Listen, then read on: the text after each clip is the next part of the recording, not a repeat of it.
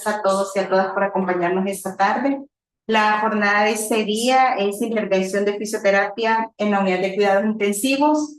Tenemos dos ponentes, el doctor Hernán Darío, médico fisiatra del Hospital Nacional Sacamil, y la licenciada Jocelyn Isamar Merino, licenciada en fisioterapia y terapia ocupacional también del Hospital Sacamil. Entonces vamos a dar inicio. Bienvenidos y gracias por compartir sus conocimientos esta tarde con todas las personas que se van a conectar o que están conectados. Licenciada, cuéntenos qué caso que nos trae preparado esta tarde. Gracias. Sí, buenas tardes. Este día vamos a empezar hablando de la intervención de fisioterapia en el paciente crítico en UCI. Vamos a presentar de un caso clínico en específico, pero cabe mencionar, ¿verdad?, que como fisioterapeutas antes, bueno, como todo el equipo multidisciplinario que ingresa a la unidad de cuidados intensivos, pues cabe mencionar el protocolo, ¿verdad?, de protección y aislamiento con un gabachón, mascarilla y gorros, guantes que en cada cubículo de cada paciente vamos haciendo la higiene de manos, ¿verdad? El uso de guantes por protección antes, durante y después del contacto con el paciente. Vamos a empezar con el caso clínico. Por privacidad y por cuestiones del paciente, vamos a poner un nombre, lo vamos a llamar Steven Ramírez. Es un paciente de 22 años que los diagnósticos presentados son un politraumatizado con un trauma craneoencefálico severo, y edema cerebral. Presenta fracturas expuestas de fémur distal derecho y fracturas de peroné izquierdo, un trauma cerrado de tórax y ventilación mecánica. En la historia tenemos que es un paciente masculino de 22 años de edad, ingresado en la cama número 4 de la unidad de cuidados intensivos, con diagnóstico de múltiples traumas. Con ese diagnóstico nos llega la interconsulta. Paciente quien es trasladado por el Sistema de Emergencias Médicas del SEM el 6 de agosto de 2025 por un accidente de tránsito. En motocicleta, pasa sala de operaciones por ortopedia en conjunto con cirugía general para un lavado quirúrgico y la fijación externa del fémur y manejo de tejidos blandos.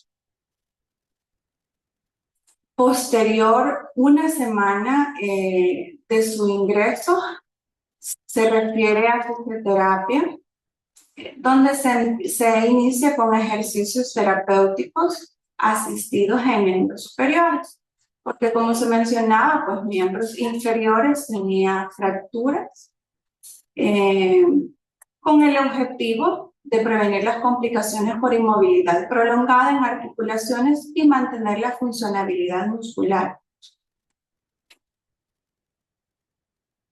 3 semanas posteriores pasamos de estar con ventilación mecánica invasiva, se inicia con el proceso de extubación con técnica de electroestimulación diafragmática transcutánea. Esta es una técnica que recientemente estamos intentando aplicar o utilizar en la unidad de cuidados intensivos, que es con ayuda del equipo multidisciplinario, ¿verdad?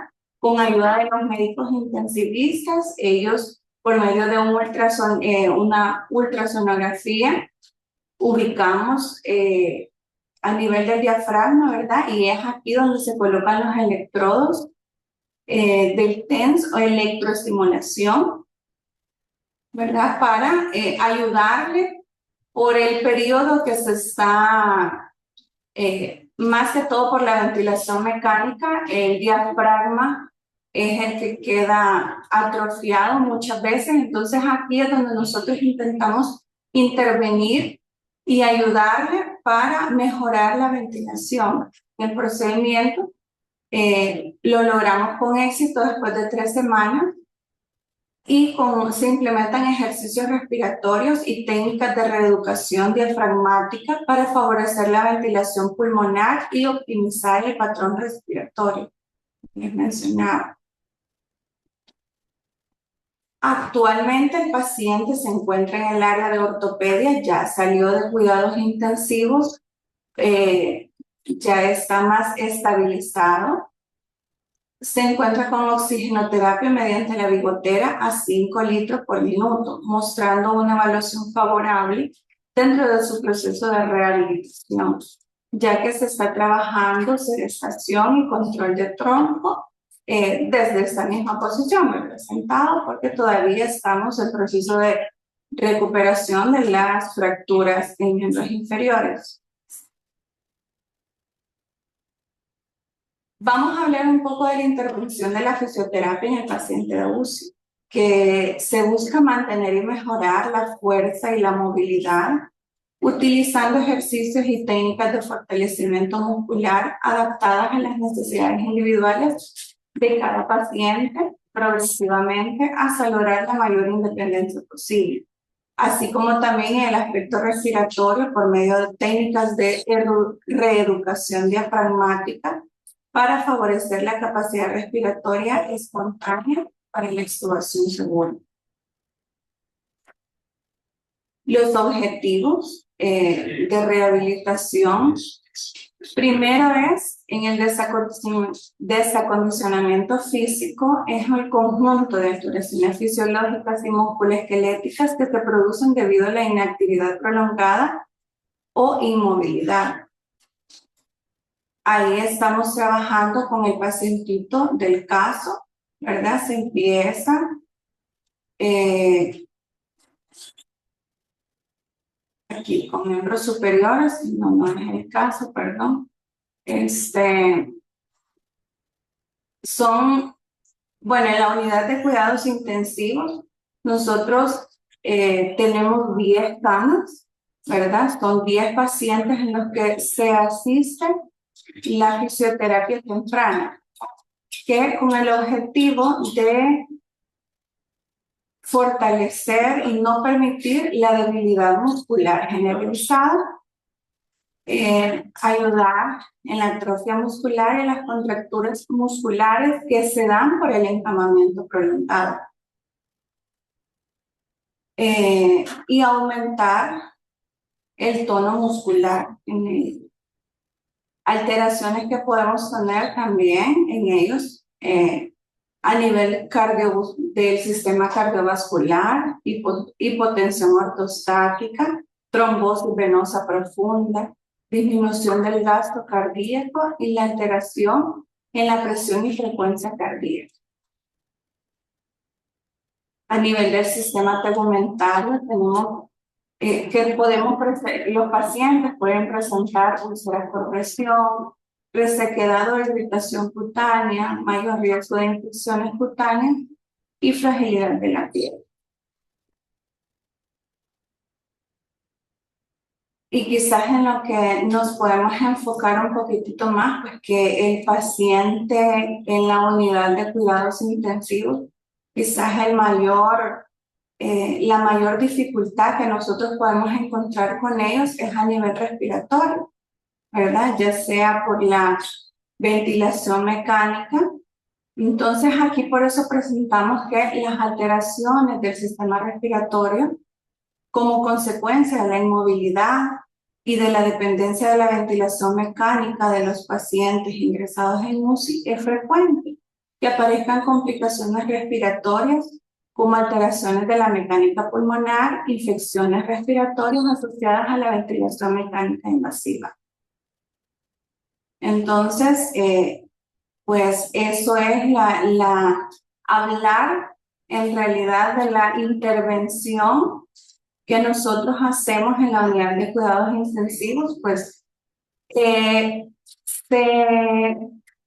se ve la condición del paciente y de esto mucho podemos hacer nosotros nuestra evaluación, pero más que todo va enfocada en la movilidad, en la movilización temprana y el manejo, pues, a nivel respiratorio,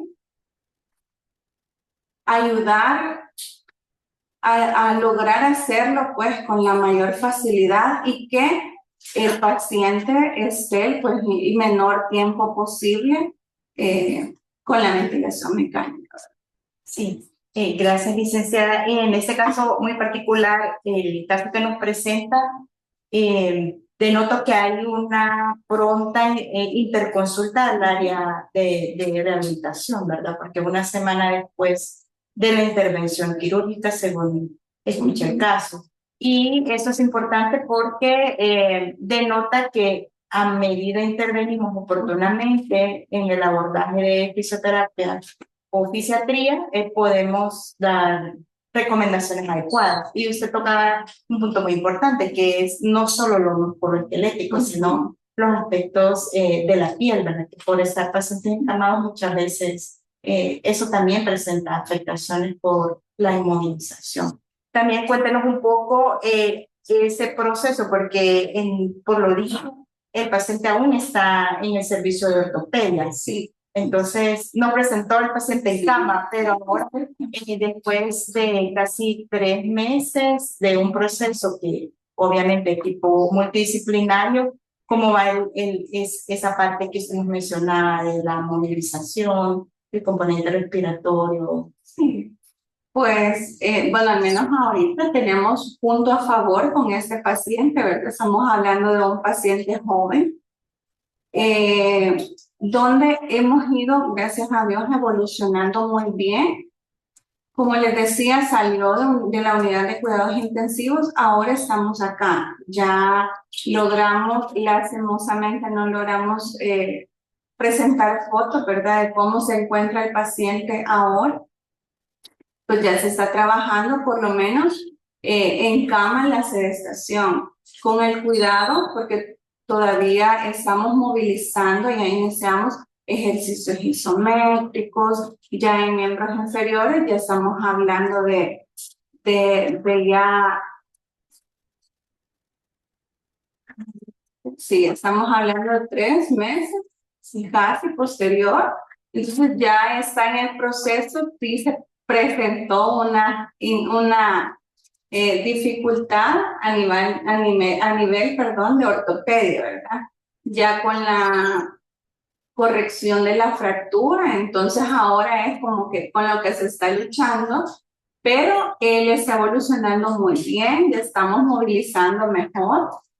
A nivel respiratorio, pues todavía estamos intentando ya lograr quitar el oxígeno, estamos con mascarilla, pero ya logra trabajar los ejercicios activos, ¿verdad? Ya estamos poniendo un poquitito de resistencia, ya logramos hacer un poco traslado, por lo menos de cama a silla y viceversa, estamos ahí fortaleciendo y trabajando un poquito. Sí, bien. Y el mensaje es que tanto el médico tratante retome la interconsulta o la referencia al área, ¿verdad? Porque es importante para el paciente una recuperación oportuna, que sí es referido oportunamente para el área de rehabilitación, ya que ustedes pueden abordar de manera integral toda la intervención para lo que usted mencionaba al inicio, ¿verdad? Lograr que esa persona logre un funcionamiento adecuado. Bueno, entonces, gracias por su caso y pasaríamos con el doctor Hernán Darío con la ponencia del tema. Entonces, doctor, todo suyo.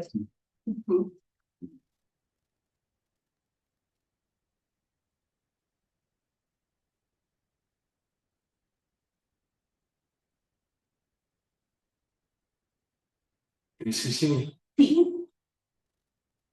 Sí. Bien. Bueno, eso prácticamente sería como la segunda parte, digamos, la continuidad, porque habíamos hablado de rehabilitación del paciente en cuidados críticos, pero como dice la licenciada, los cuidados críticos y los cuidados intensivos prácticamente son, si no lo mismo, pero casi igual.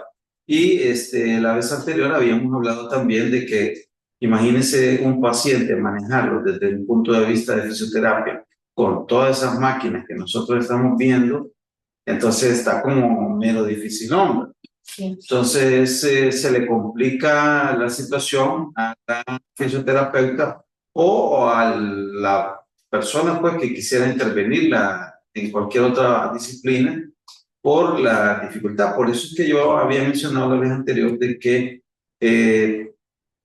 el manejo del paciente en cuidados intensivos, cuidados críticos, en realidad era algo nuevo de parte de fisioterapia, porque antes estos pacientes no se tocaban. Exacto. Se mantenían encerraditos y cuidaditos, ¿verdad? Que más si el infarto, ni te le acerques porque le va a dar otro infarto. Si tenía ACV, igual, ¿verdad? Entonces, es algo nuevo. Entonces, habíamos hablado esto y habíamos hablado también de que es un proceso. Vemos ahí suficiente espacio, ¿verdad? Que es muy raro en realidad encontrar, aunque hoy las camas de cuidados intensivos han tratado de ser lo suficientemente con espacio, pues, entre una y otra, aún hay UCIs que las camas están prácticamente pegaditos.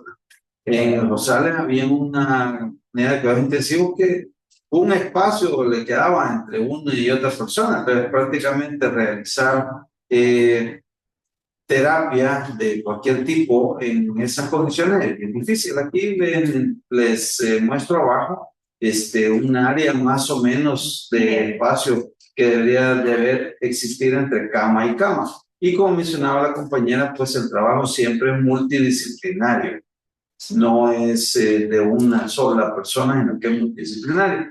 De hecho, que la rehabilitación integral, que como dice, ¿verdad? Es un trabajo multidisciplinario y lo que se busca es mejorar la capacidad funcional de las personas en su totalidad, ¿verdad? Y ahí estamos hablando de aspectos físicos, mentales, sociales, ocupacionales, o sea, es un trabajo bastante completo, ¿verdad? Bastante integral, como su nombre lo dice. Y en cuidados intensivos propiamente, pues es una intervención temprana, como mencionaba usted, doctor. Se han hecho estudios y la vez anterior me enfoqué en un estudio, he hecho estudios de que cuanto más rápido sea, mejor, claro, pero teniendo los cuidados que ya le vamos a mencionar antes, ¿verdad? Y que es importante que la fisioterapeuta lo sepa a la hora de estarlo manejando, no solamente es competencia del médico, sino que también de ellas, el manejo de ciertas escalas, de ciertos valores, porque ellas son las que directamente van a estar manejando al paciente. Yo me acuerdo una vez de que Freddy mencionaba de que si era importante el hecho de tomar los signos vitales a los pacientes antes de iniciar fisioterapia, ¿verdad? Entonces estaban ahí que, bueno, entonces a todos los pacientes que entren a los servicios les vamos a tomar signos vitales, pero en realidad sí sabemos que el ejercicio, ya sea activo o sea pasivo, va a aumentar la frecuencia cardíaca, va a aumentar la tensión arterial. O sea, todos esos parámetros se van a variar y sí sería importante en realidad, pues, manejo, no digamos un paciente que se encuentre en una unidad de cuidado intensivo. Entonces sí es importante que la fisioterapeuta conozca ciertos valores. Además, como decía la compañera, no solo es el manejo del paciente dentro de cuidados intensivos, sino que hay que, nosotros tenemos que trazar nuestra línea de enfoque no solamente en UCI, sino que cuando el paciente salga de UCI, como ha pasado con el paciente ya sea en una unidad de cuidados intermedios o en un servicio ya general, y cuando el paciente salga de alta y vaya a su casa. O sea, es todo un proceso. No soltar directamente al paciente, sino que continuar con el paciente para lograr la recuperación máxima. Entonces, tenemos que trazar nuestro trabajo no solo inmediato, sino que más allá. Además, habíamos mencionado la vez anterior que el manejo del paciente de cuidados críticos, ¿cuál es la ventaja que se tiene? Bueno, dijimos que había que prevenir las complicaciones, ¿verdad? Y ya lo mencionó ella, contractura muscular, úlceras de presión, tromboembolía. Había que mejorar la función, la fuerza muscular, la movilidad articular, la función pulmonar, la función cognitiva. Todo eso se mejora con una intervención temprana. Por supuesto, al mejorar todo eso, vamos a mejorar la calidad de vida, ¿verdad? Vamos a mejorar la función, y el proceso de rehabilitación. Tenemos la ventaja en Sacamil que no solo se miran adultos, sino que también niños. Entonces, por eso la figura del tierno, porque no, a veces nos enfocamos casi siempre solo en adultos, pero acordémonos de los tiernos también, ¿verdad? Y la ventaja de los tiernos es de que, como son pluripotenciales, ¿verdad? Responden de maravilla. Y por supuesto, tienen una reducción de la estancia hospitalaria. O sea, cuanto más rápido demos tratamiento, pues menos estancia hospitalaria en cuidados intensivos en el hospital y, por supuesto, menor costo, ¿verdad? Menor costo. Ahora, hoy lo nuevo, digamos, lo que les quería traer era el hecho de que hay protocolos y estos protocolos se establecieron, acordémonos de que el COVID, bueno, todas las cosas que les pasa a la humanidad malas tienen también su cosa buena. Y el COVID fue algo muy desastroso, pero lo bueno que tuvo es de que se desarrolló mucho, sobre todo cuidado intensivo, que era un área pues olvidada. Recordemos que aquí en el país pues el señor presidente hizo hasta un hospital casi solo de cuidado intensivo, ¿verdad? Con un montón de camas, que eso no se tenía antes. Entonces, son parte de lo bueno. Y el desarrollo del conocimiento de los pacientes de cuidados intensivos también fue producto de el COVID. Entonces, el protocolo es un protocolo que hicieron un conjunto italianos y franceses, ¿verdad? Recordemos también que los estudios primeros de COVID fueron con italianos, ¿verdad? Que fueron los que dieron como una luz a todo lo que estaba pasando.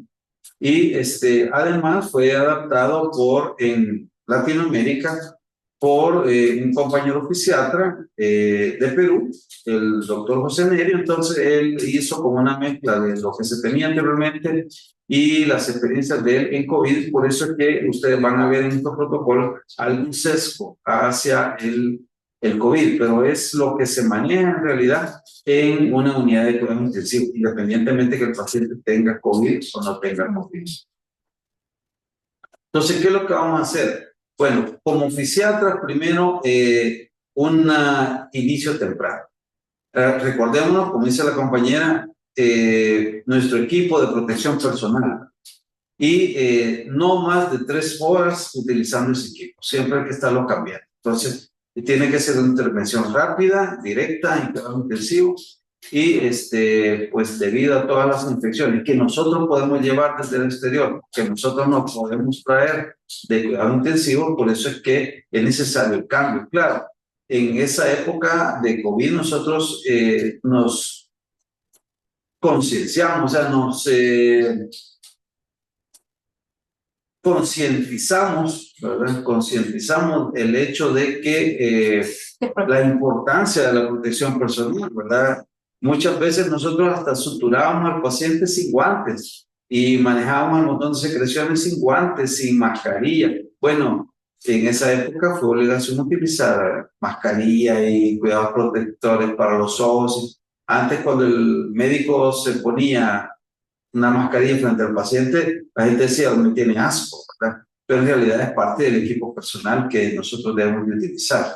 Y hoy no todos los utilizamos, pero sí sería bueno en consulta externa por lo menos seguir utilizando mascarilla como parte de protección para nosotros y para los pacientes.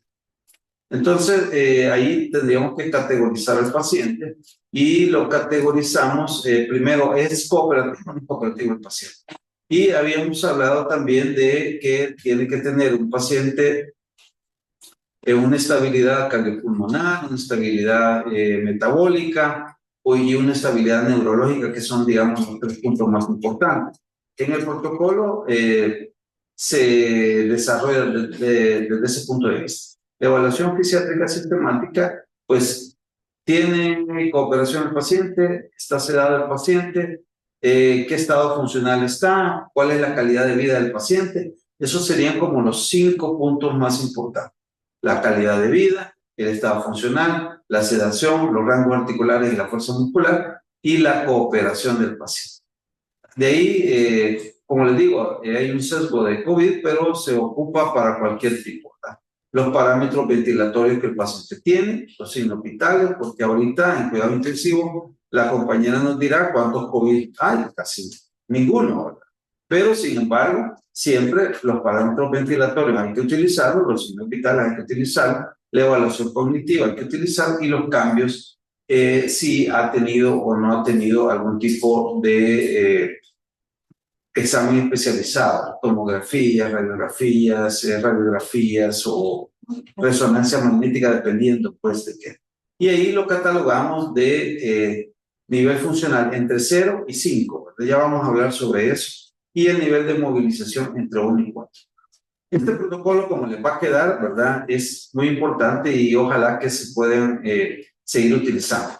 ¿Cuál es la evaluación fisiátrica sistemática? Primero, las movilizaciones en cama, las limitaciones en actividad, las transferencias, y ahí tenemos un test de 30 segundos que se lo voy a mencionar, el parámetro de deambulación de 10 metros y los escalones. Y la valoración de discapacidades aeróbicas, musculares, neuromotoras, balance en marcha, las funciones mentales, la integridad tegumentaria, como mencionaba la compañera, y articular.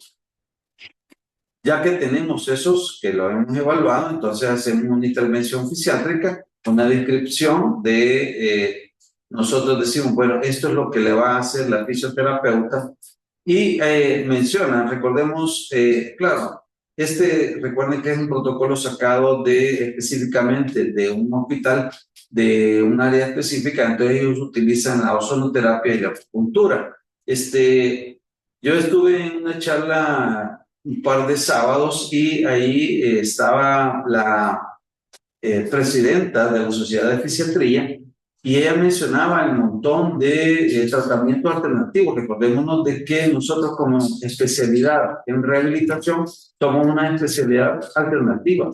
Dejamos de utilizar no solo las herramientas de la medicina convencional, o sea, estamos hablando de inyecciones y pastillas, sino que estamos utilizando un montón de métodos alternativos. Y ahorita estos métodos continúan, ¿verdad? Hace unos cuantos años venían otro tipo de inyecciones que eran para los músculos, para los nervios, para los procesos inflamatorios. Hoy está la acupuntura, la ozonoterapia, el colágeno que está de moda y hay colágeno que lo han combinado con un montón de situaciones. Entonces, por eso les mencionaba eso, porque ahí dice ozonoterapia. Son otras alternativas de utilización en pacientes de cuidados intensivos desde el punto de vista de rehabilitación. Ahora, desde el punto de vista de fisioterapia, ellos tienen que conocer igual valores neurológicos, cardiovasculares, en qué fase de rehabilitación está, en qué fase de convalescencia está, entregarle al paciente su protocolo post estancia hospitalaria y si hay pues una fisioterapia remota o presencial también continua.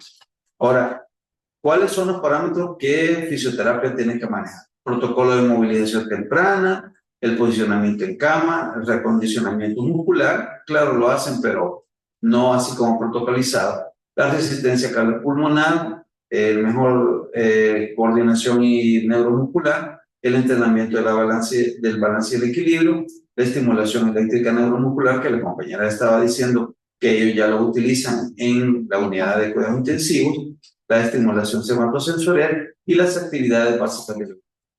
Y ahí estamos hablando también de que desde el punto de vista respiratorio, porque recordemos que estos pacientes, como mencionaba la doctora, se mueren generalmente de procesos infecciosos. En primer lugar, vías respiratorias. En segundo lugar, vías urinarias, tegumentares, en tercer lugar. Y pueden haber otras causas, aparte de la sepsis, que se mueren de trombosis. Es como la segunda causa de muerte. Y entonces, el tipo de terapia respiratoria que se utilizaría, que ya lo están utilizando ellos, los ejercicios respiratorios, ¿verdad? El posicionamiento adecuado para el drenaje postural, el destete adecuado, el entrenamiento muscular respiratorio, de la técnica que están utilizando, y pues la intervención cognitiva, intervención ocupacional, que son las técnicas que ya saben para mejorar lo que antes se llamaba educación especial. mejorar concentración, atención, memoria, a través de situaciones básicas como ponerle al paciente videos que conozca, música que conozca, letras, palabras de la familia, o sea, todo eso que son técnicas que se han utilizado en pacientes de cuidado intensivo. Ahora, dice, por lo menos tiene que ubicarse a 2 metros del paciente. Utilizar los trajes o el equipo de protección personal tipo 3. Fíjense que ellos mencionaban de que tienen que tener la fotografía y el nombre de ellos, ¿verdad? Para que el paciente tenga esa empatía, ese reconocimiento, ¿verdad? Que no solamente sea el paciente del trauma, ¿verdad? Sino que don fulanito, y que el paciente no solo conozca la niña que me viene a dar la terapia, ¿verdad? Sino que, Jocelyn es la que viene conmigo. Entonces, para que haya esa relación, ¿verdad? Entonces, sí es efectivo en eso. Ahora, ¿qué equipo deberían de utilizar los fisioterapeutas en cuidado intensivo?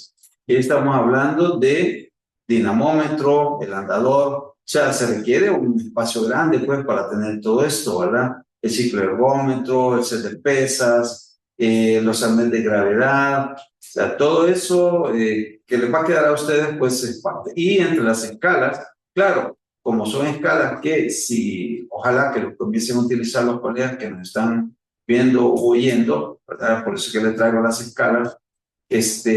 Al inicio, claro, nadie se puede las escalas, ¿verdad? Si las escalas se van aprendiendo conforme se van utilizando. Al inicio, cuando ustedes estaban estudiando y le enseñaron la escala de Daniels, nadie se las podía. Conforme lo comenzaron a utilizar, entonces comenzamos a aprendernos las escalas, así es todo. Entonces, por eso es que les traigo. Pero la que debe utilizar el fisioterapeuta es la escala de Borg, la escala de Berg, la escala de RAS, la escala de MRC, la CAM y otras cosas que vamos a ir viendo. Si se pudiera utilizar, fuera fabuloso, porque me acuerdo de una compañera que fue directora de una unidad de salud y fue jefe de docencia en su momento. Ella decía, es increíble que en El Salvador, cuando vamos al extranjero, los extranjeros dicen, utilizamos esta escala, ¿verdad? Tanto por ciento, pero aquí en El Salvador nos basamos en, le hago esto por mi experiencia, es decir. Entonces eso sería de irlo cambiando y que cuando nos pregunten qué escala utilizamos, bueno, hoy que estuvimos en el diplomado, ella mencionaba un montón de escalas que se utilizan en otros lados. Entonces, es más o menos, ¿verdad? Los arnés que se deben utilizar. Como ven, es un equipo que se utiliza y es un espacio grande. No es así pequeño. Los cuidados intensivos de nosotros generalmente son pequeños. Entonces, la intervención del médico fisiatra, bueno, la evaluación, la movilización temprana de parte de el personal de fisioterapia. Y ellos tienen que conocer, están haciéndole fisioterapia, qué temperatura tiene el paciente. Entonces tienen que conocer más o menos el parámetro de temperatura. ¿Cuál es la frecuencia respiratoria del paciente? ¿Cuál es la frecuencia cardíaca del paciente? ¿Qué es lo que el paciente siente en el momento que le están haciendo? Para eso nos sirve la escala de Borg. ¿Cómo es la correlación en cuanto a lo cognitivo del paciente? Para eso nos sirve la escala de RAS. Y cuánto tiene de tensión arterial el paciente. Entonces se tienen que conocer. Y aquí les traigo los parámetros que es mínimo. Yo le estoy haciendo ejercicio a un paciente, pero si mi paciente tiene una frecuencia cardíaca más de 110, hasta ahí dejémoslo. Si tiene una frecuencia cardíaca menos de 60, hasta ahí dejémoslo. Si tiene una saturación de oxígeno menos de 60, eso es imposible, ¿verdad? Entonces tienen que tener 90 por lo menos. Si tiene menos de 90, no. Si la frecuencia respiratoria es más de 30, ya no. Si tiene menos de, ya no tampoco. O sea, esas son cosas que a la misma fisioterapeuta en estas situaciones les sirve. Entonces, ¿cuándo vamos a posponer nosotros? Ya dijimos, si un RAS tiene menos de 3, menos de 4, ya les voy a enseñar qué significa eso. O más de 2, o más de 4, entonces ya no, pues tiene que tener un subparámetro, ¿verdad?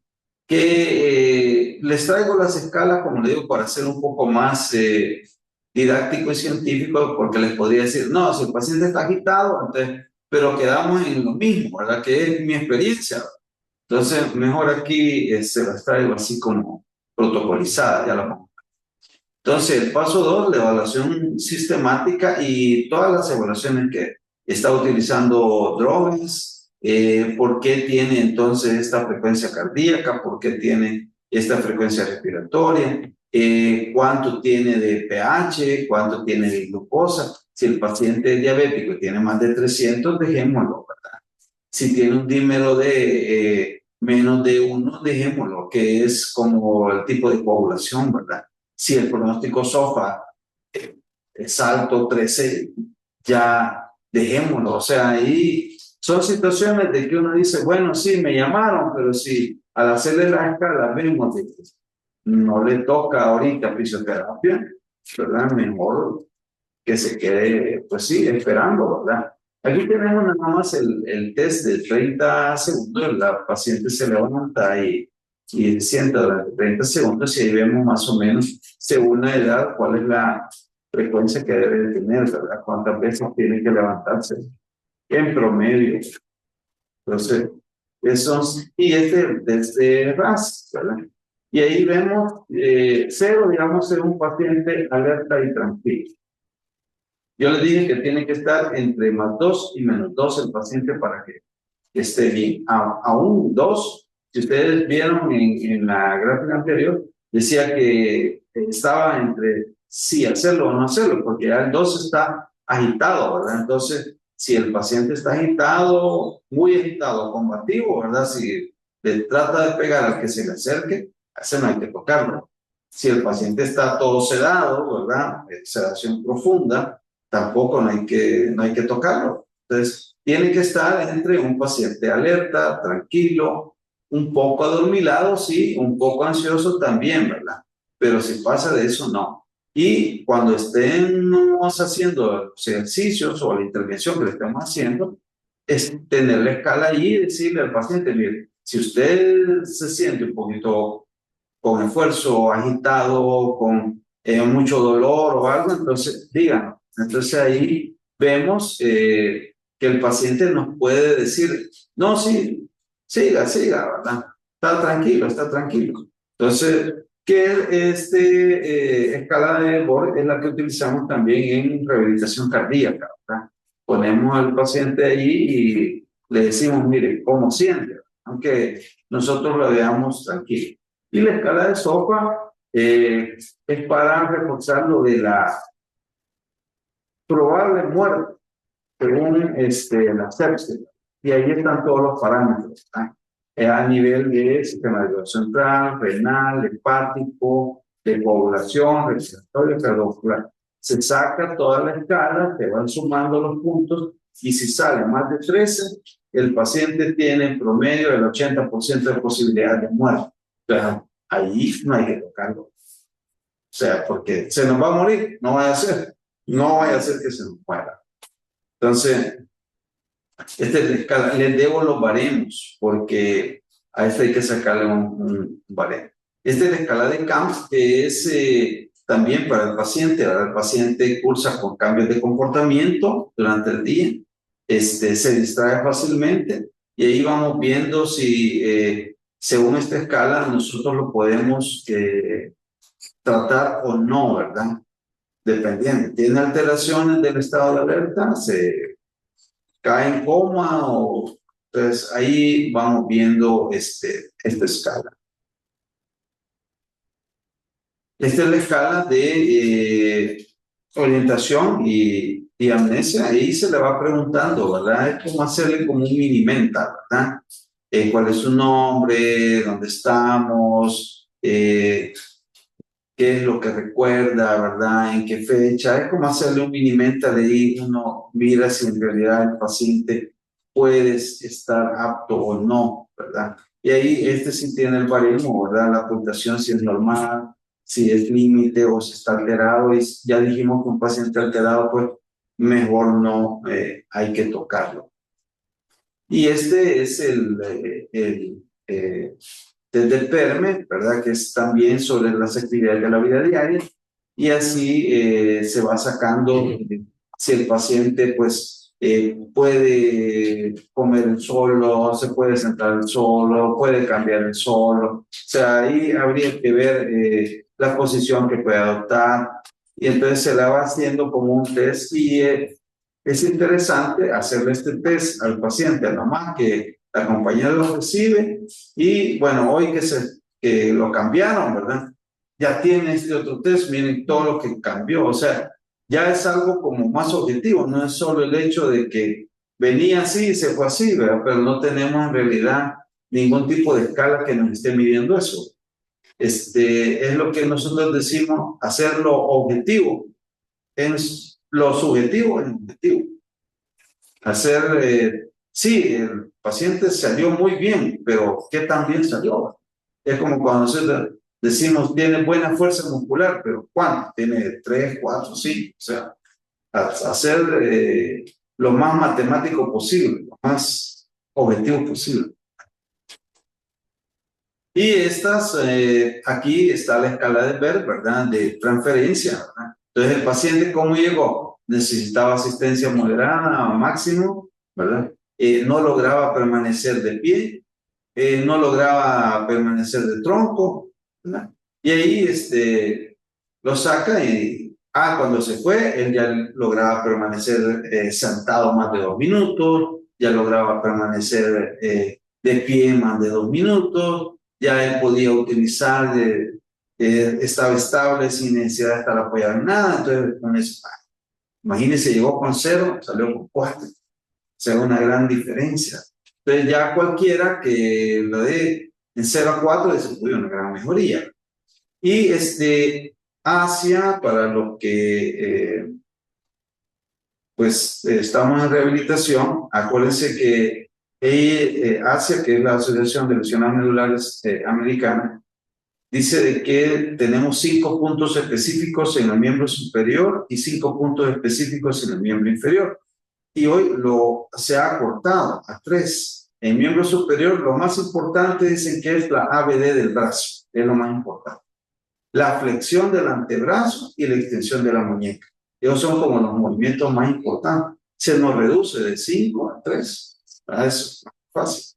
Y en miembros inferiores, de los 5 puntos que teníamos, lo más importante dicen que es la flexión del muslo, la extensión de la rodilla y la dorsiflexión del pie. Eso es lo más importante. La de arriba, para todas las actividades de nuestra vida diaria, comer y todo, y la de abajo, si ustedes ven, para sentarnos y caminar. Entonces, ahí reducimos la escala de 10 que teníamos a 6. Y es, pues, más fácil. Ustedes pueden decir, pues, son un montón de escalas, doctor. Sí, es cierto, son un montón de escalas. Pero, por lo menos agarrar la más importante, ¿verdad? Que usted menciona precisamente, ¿verdad? De retomar una base teórica, aplicarla en la evaluación del paciente que nos va a dar como un parámetro más objetivo de cómo intervenir y al final tengo un inicio y tengo un final después de una intervención. O sea, no es, yo llegué a evaluar a mi paciente, fíjense que el paciente estaba bien jodido porque tenía esto, que diga, yo llegué a evaluar a mi paciente, fíjense que en la escala de Berg tenía tanto, en la escala. Entonces, ya cualquiera dice usted, bueno, venía con 0 y hoy está con 4, entonces, sin estar dando como tantos detalles de todos los arcos articulares de muñeca, sino que ya va uno como más específico. Sí. Si no, a las compañeras, si querían hacer una verdadera evaluación, les tocaba arcos articulares de codo, 4 movimientos, muñeca, 4 movimientos, hombro, 11 movimientos. Estaba como medio difícil hacer una evaluación completa. Entonces, en cambio aquí se nos facilita ya específicamente como lo más. Esta es la escala de funcionamiento, ¿verdad? Estamos hablando de cooperación y fíjense que es, menciona siempre a RAS, menciona siempre a PER, y después, claro, como esto les va a quedar, ¿verdad?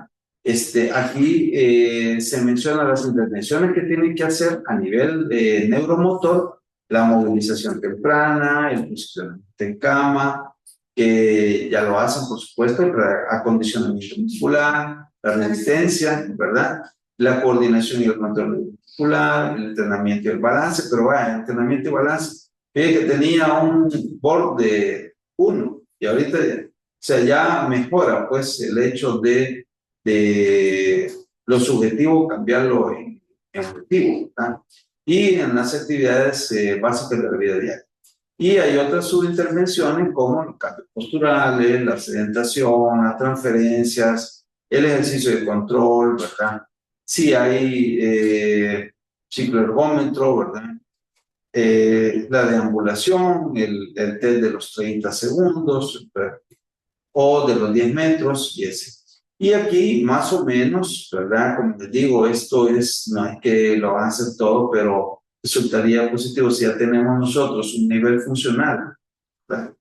1, 2, 3, 4, 5, que es lo que se va a hacer desde el punto de vista de fisioterapia. Si tenemos un nivel 0, que es un paciente con todos los parámetros alterados, desequilibrio del electrolítico, desequilibrio pulmonar, cardiovascular y problemas de RAS, o sea, cognitivo malo. Entonces, ahí no lo vamos a intervenir. Entonces, ahí es más que todo el posicionamiento de cama, la priorización, ¿verdad? La rotación de enfermería. Ya no le tocaría pues ni al equipo de fisioterapia, sino que órtesis y prótesis sí entra ahí.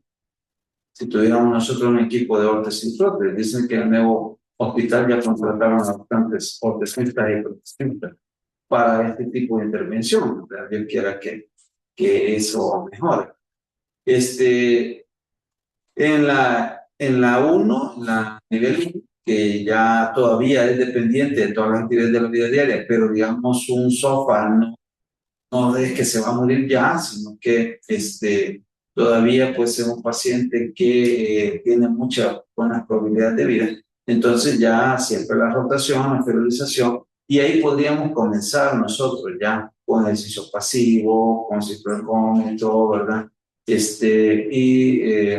Tanto de miembros superiores como miembros inferiores. Se mencionó en el estudio de la vez pasada de que aunque los ejercicios sean pasivos, se ha visto en estos estudios de que mejora grandemente el paciente.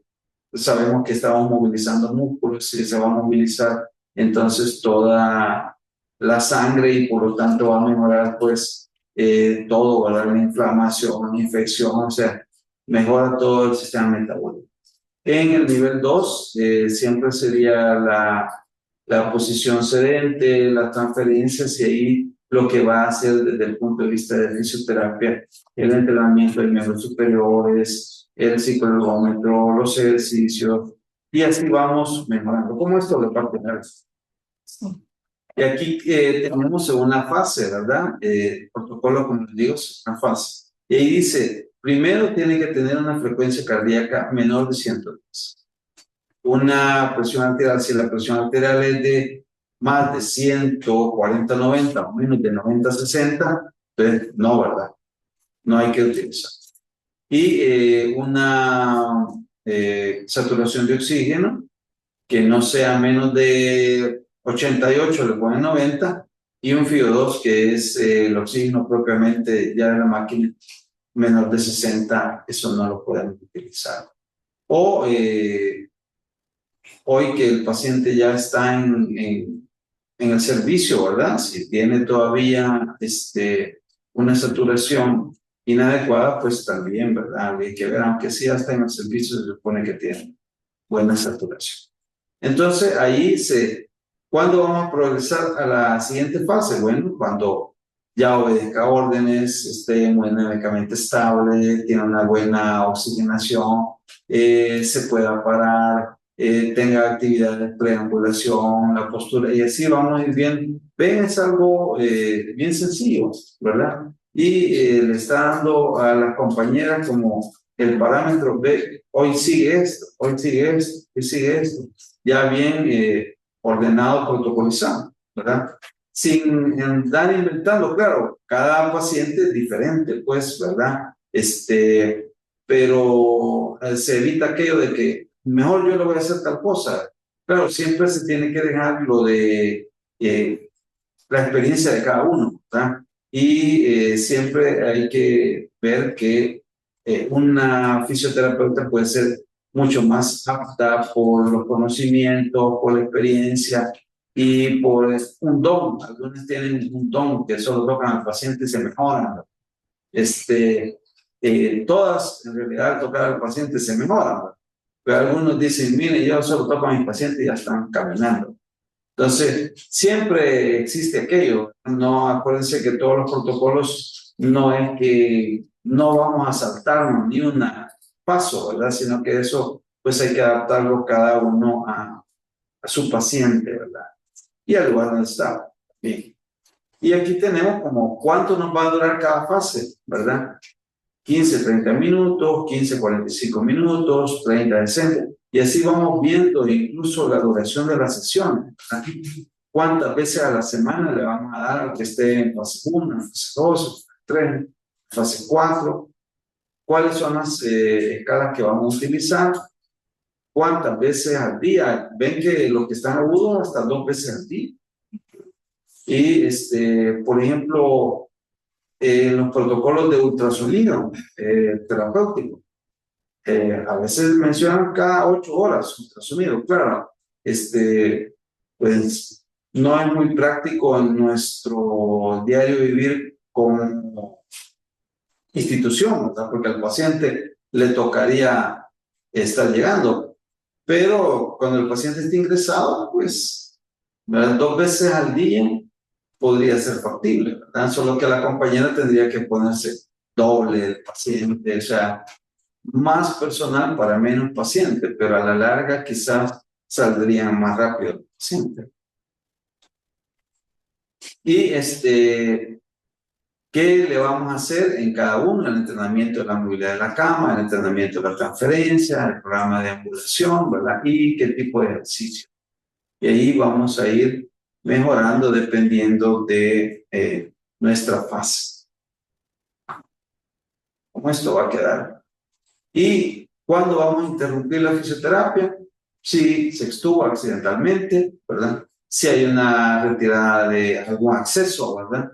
Si hay una, no, si cae, si hay una frecuencia respiratoria más de 40, una frecuencia menos de 5, si hay una saturación menos de 87. Entonces, esos son, como está el paciente en cuidado intensivo, todo eso lo tenemos ahí, ¿verdad? Si el paciente tiene más de 38. Aunque nosotros sabemos de que media vez tenga fiebre, nosotros deberíamos de suspender fisioterapia por el riesgo de embolismo, ya sabemos nosotros. Y un aumento, pues, de sesiones, ¿verdad? Taquiarritmias, isquemias, dolores precordiales, todo eso, o de repente delirio, ¿verdad? Que se menciona de que el paciente en cuidados intensivos, y la licenciada nos podría abordar eso, de que les da mucho delirio a los pacientes. De hecho, se menciona que hay una patología que es delirio del paciente en cuidado intensivo, ¿verdad? Y hay que darle un tratamiento específico a ese tipo de delirio, ¿verdad? Entonces, no sé yo, en realidad, ¿verdad? ¿Cuánto es? Ahí quiero ver. Hazle 100. Sí, se quedó montado, ¿verdad? Para quitar el formato de título. Creo que la licenciada. Esa sería la... No. Permítame, no sé qué pasó aquí. Aquí, ajá. Las modalidades, pues eso ya la habíamos estado viendo, ¿verdad? Todo lo que se puede hacer.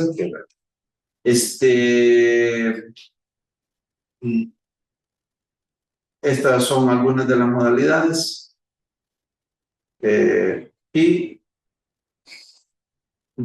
bueno, gimnasia, ultrasonido, electroterapia, las movilizaciones que estamos viendo, lo que se hace cuando los pacientes tienen problemas respiratorios, ¿verdad? Y dijimos de que todo el equipo en realidad tiene que estar, ¿verdad? El especialista en cuidados intensivos, la fisioterapeuta y el médico oficial, ¿verdad? Y hay evidencias ya escritas para eso, ¿verdad? De que cuanto más rápida la intervención, mejor. Y por lo tanto, como conclusión, pues, el hecho de utilizar protocolos nos va a mejorar mucho, sobre todo si nosotros queremos hacer algún tipo de estudio. Nunca en El Salvador se hacen estudios porque nunca dejamos nada plasmado en ese punto de vista a través de tablas ni nada. Por eso es que es tan difícil hacer estudios, sobre todo en medicina, en El Salvador. Porque no solo agarraríamos, si ya tuviéramos todas las escalas, nos vamos a los expedientes, agarramos las escalas y ahí podemos hacer todo. Pero como no tenemos nosotros esas escalas, hace bien difícil. Entonces, un factor determinante para una recuperación temprana. Claro, como les dije, sigue existiendo siempre la necesidad de una nueva evidencia, ¿verdad? Sobre todo ensayos clínicos controlados. Y es importante, pues, el equipo multidisciplinario. Perdón por el sesgo de las diapositivas anteriores, no sé ahí qué. Bien, No sé. gracias, doctor. Muy interesante y principalmente lo que usted menciona, ¿verdad? El establecer un protocolo que sin un reto sería un reto para nuestro país en este momento, precisamente para unificar criterios y lo que usted plasmaba, ¿verdad? Tener un mismo parámetro de medición que nos permita posteriormente ver la evolución del paciente después de la intervención y sobre todo que se maneje desde un equipo multidisciplinario. Ya bien mencionaba que todos estarían en la obligación de conocer las escalas y el parámetro de medición y el análisis de esa medición. Y también lo que usted menciona precisamente que si bien es cierto, utilizamos de manera estandarizada una escala, pero el paciente se evalúa de forma personalizada y según sus necesidades se establece un plan de intervención. Y también lo que hacía referencia en relación al caso de que tenemos un caso en UCI, luego pasa un servicio, pero esa persona también tiene que regresar a su casa y se mostraba ahí también la importancia de la educación, no tanto al paciente, sino a la familia que en este caso pudiera ser de apoyo como facilitador o ser una barrera para la persona en su proceso de recuperación, ¿verdad? Tenemos comentarios. Bueno, dice Ana Medina, buenas tardes a todos. Les saluda Judith Medina de la Unidad de Salud de Chalchuapa. Celia Villedas, interesante exposición. Sería bueno nos regalar la diapositiva. Gracias por compartir conocimientos. Sí, decirles que esta grabación de las salas clínicas se suben posteriormente al canal del instituto con el proyecto EDCO y estarían disponibles, ¿verdad? Toda la grabación de la presentación. No sé, Francisco Mendoza, excelente tema, saludos desde el IFRI. No sé si hay algo más. ¿Preguntas? No hay más preguntas. Bueno, como les decía, es para nosotros importante que se muestre precisamente esa intervención porque la importancia de reconocer que el paciente, aún estando en cama, ya con los parámetros de evaluación que ya usted mencionaba, sí es importante una intervención, una rehabilitación de manera oportuna, que eso nos va a ayudar a una recuperación. Entonces, el reto es que los médicos tratantes refieran aquí. Y yo tengo entendido que también el equipo de fisioterapia muchas veces va al servicio a hacer como una evaluación, ¿verdad? Para identificar si el paciente requiere o no alguna intervención para mejorar el funcionamiento. ¿Es así? Sí, sí, en efecto, bueno, pues ahorita en el hospital estamos cubriendo varias áreas, no solamente la unidad de cuidados intensivos, entonces nosotros cubrimos los pacientes de medicina interna, cirugía, hospitalización, entonces es ahí donde está el abordaje, la identificación del médico, ¿verdad? De ver la necesidad de que el paciente reciba la fisioterapia estando hospitalizado. Bien, entonces, y también que ustedes lo refieren, una vez el paciente va con alta, ustedes mandan al paciente con un plan de intervención y lo derivan por los canales correspondientes, con todo el plan y al establecimiento de salud que tenga fisioterapia. Sí. Bien, no sé si hay más preguntas. Abigail Rivera dice, buenas tardes, saludos desde Ciudad Barrio, excelente tema. Si no, palabras como cierre del ciclo de teleclínicas para rehabilitación, este es el último de este año, ¿verdad? El próximo año venimos con otra programación. Ustedes están cordialmente invitados para ser nuestros ponentes. Y, doctor. Sí, bueno, gracias por invitarme siempre. Espero, siempre se aprende, de ver, siempre. Dice un dicho que el que presenta es el que más aprende, el que lee siempre hace, porque a uno le toca estar leyendo y leyendo. Entonces, y qué bueno que esto continúe porque sí es importante todas las clínicas y el compartir conocimiento siempre es importante. Sí, gracias por invitarme, espero que les sirva. Sí, ya, es un hecho, Eli. Sí, pues gracias. Aquí, como dice el doctor, ¿verdad? Cada día aprendiendo cosas nuevas. Pues el Hospital Sacamil ahora está creciendo. Pues nosotros no teníamos la unidad de cuidados intensivos como ahora. Dentro de lo que como profesionales nos toca irnos empapando y conociendo aún más del tema para ir brindando una mejor atención, ¿verdad? Entonces, vamos creciendo en el área también. Eso es todo. Gracias. Bien, gracias. Feliz tarde a todos y gracias por acompañarnos en este teleclinic.